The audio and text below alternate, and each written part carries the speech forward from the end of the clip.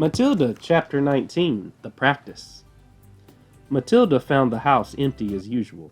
Her father was not yet back from work, her mother was not yet back from bingo, and her brother might be anywhere. She went straight into the living room and opened the drawer of the sideboard where she knew her father kept a box of cigars. She took one out and carried it up to her bedroom and shut herself in. Now for the practice, she told herself. It's going to be tough, but I'm determined to do it. Her plan for helping Miss Honey was beginning to form beautifully in her mind. She had it now in almost every detail, but in the end it all depended upon her being able to do one very special thing with her eye power.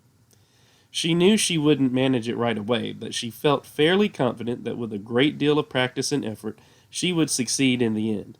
The cigar was essential. It was perhaps a bit thicker than she would have liked, but the weight was about right. It would be fine for her practicing with. There was a small dressing table in Matilda's bedroom with her hairbrush and comb on it and 2 library books. She cleared these things to one side and laid her cigar down in the middle of the dressing table. Then she walked away and sat on the end of her bed. She was now about 10 feet from the cigar.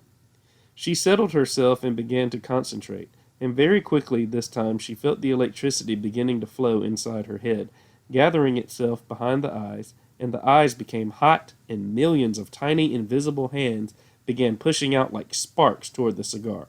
"Move," she whispered, and to her intense surprise, almost at once, the cigar with its little red and gold paper band around its middle rolled away across the top of the dressing table and fell onto the carpet. Matilda had enjoyed that. It was lovely doing it.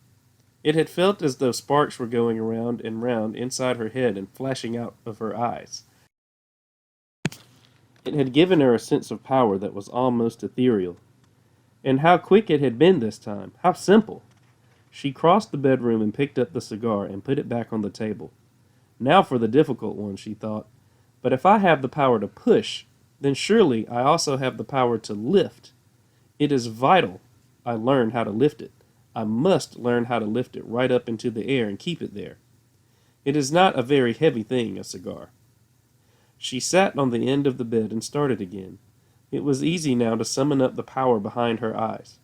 It was like pushing a trigger in the brain. "Lift," she whispered. "Lift, lift."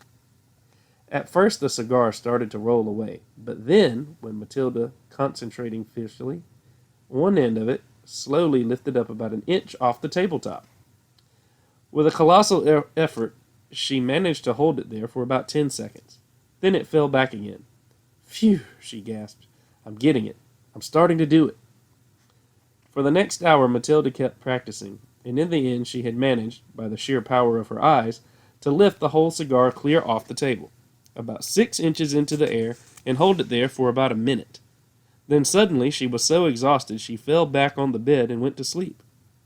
That was how her mother found her later in the evening. "What's the matter with you?" the mother said, waking her up. "Are you ill?" "Oh, gosh," Matilda said, sitting up and looking around. "No, I'm all right. I was a bit tired, that's all." From then on, every day after school, Matilda shut herself in her room and practiced with the cigar. And soon it all began to come together in the most wonderful way. 6 days later, by the following Wednesday evening, she was able not only to lift the cigar up into the air, but also to move it around exactly as she wished.